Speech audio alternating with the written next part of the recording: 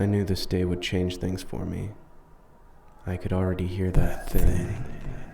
The hallway with the stairwell had been strange since the dog went into the drift. Almost like it's getting bigger. Like it's becoming more a part of the world. Or is the world becoming more like it? It was my first time here without her. I concentrated on my breathing.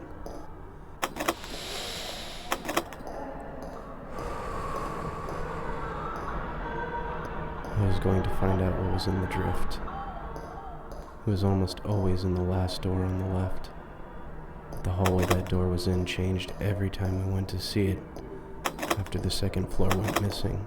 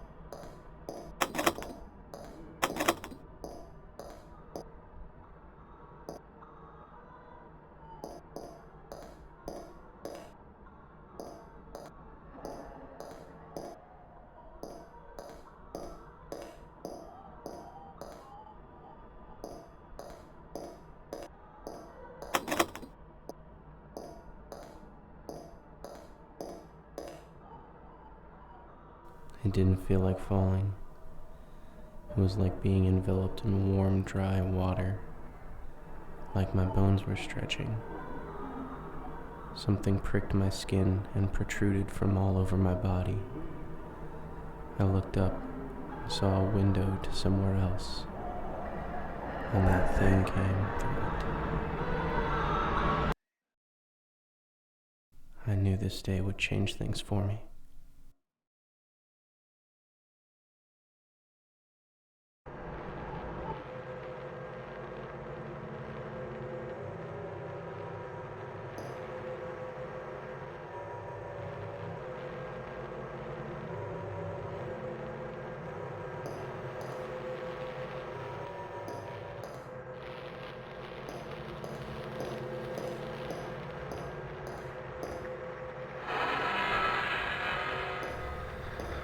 The bones in my hands began to itch.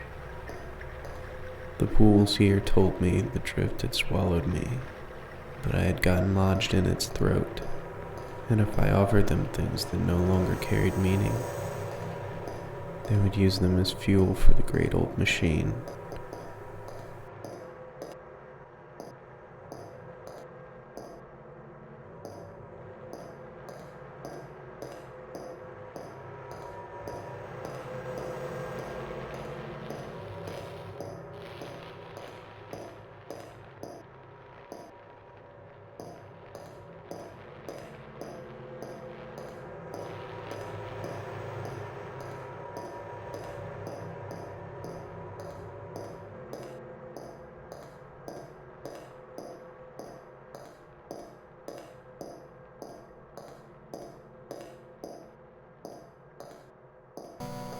My aunt would take me to my grandparents' house every Wednesday after school.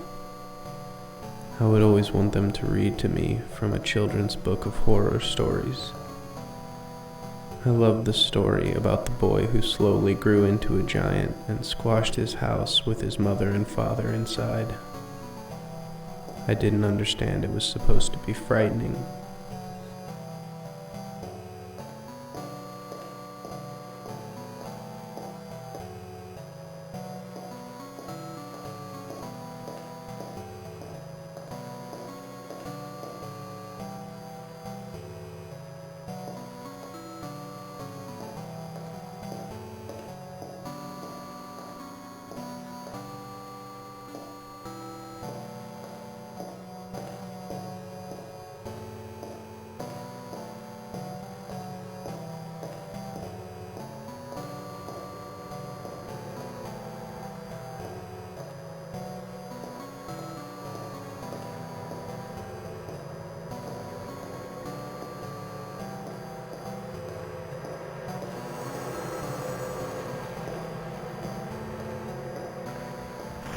scratched at the flesh on my hands, but the itch was too deep.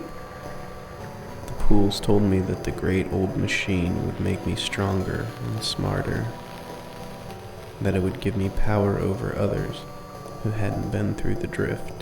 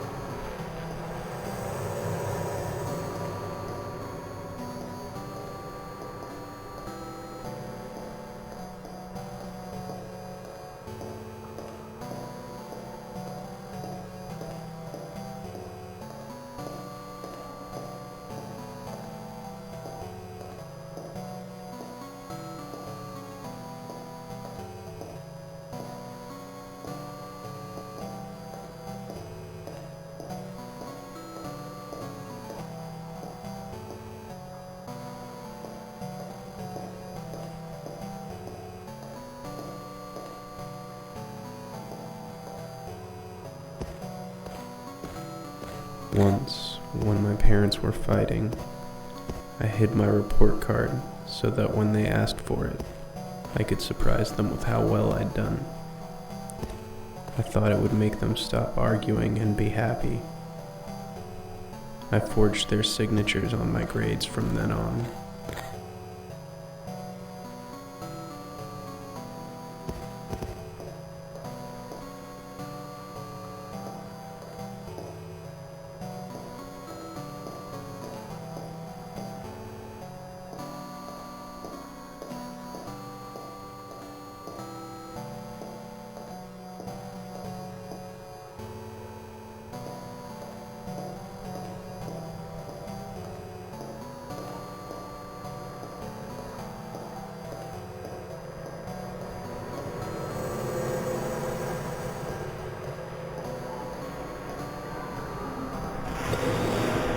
Finally, the holes were deep enough to scratch at the bones in my palms. I remember how satisfying it was to rub and scrape deep inside the muscles. Blood from the wounds dripped into the pools. I began to feel dizzy.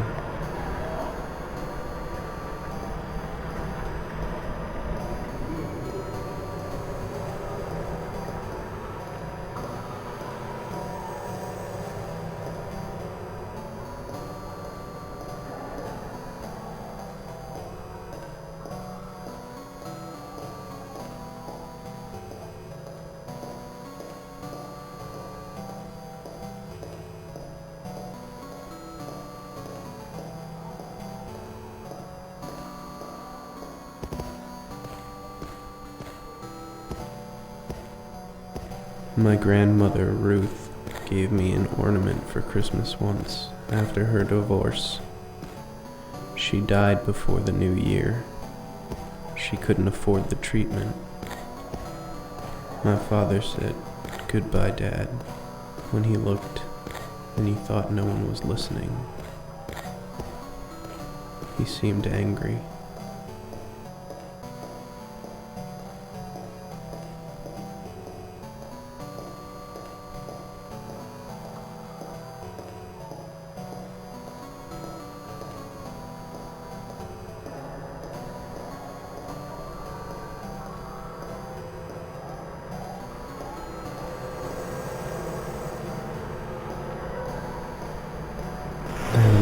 Thing didn't seem so strange anymore.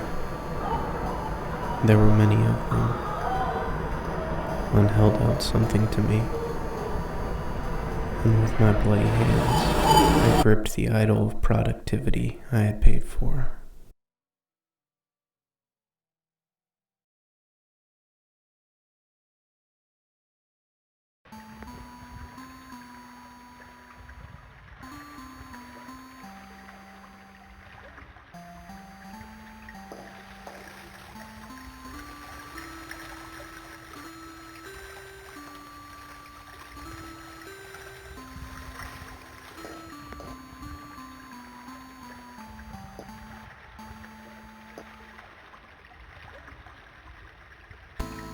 The river carried me along. I no longer had to expend effort to progress. I needed to rest, to let my palms heal. She and I were afraid of the drift when we used to go to that old apartment building. I would get as close as I dared to it, so she wouldn't think I was as scared as I was.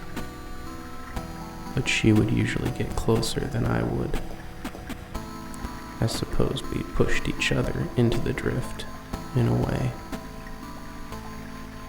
We heard strange sounds and saw faint objects we couldn't understand. I thought they might represent something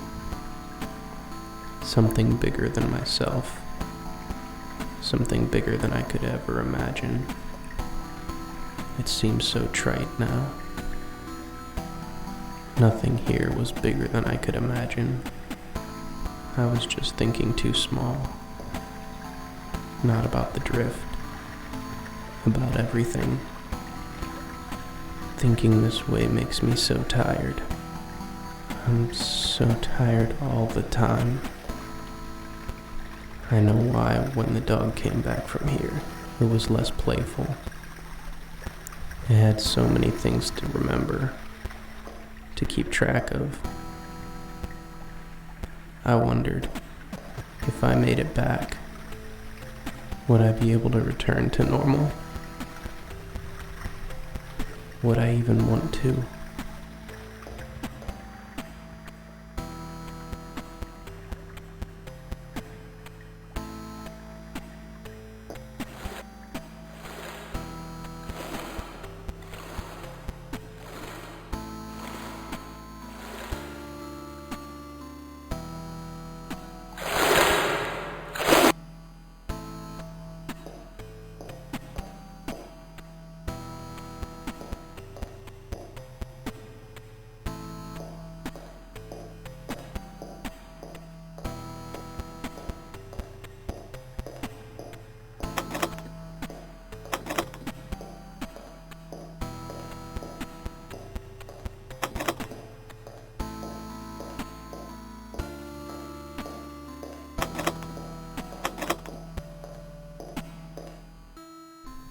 Everything here was unchanged, but it seemed so much less strange now.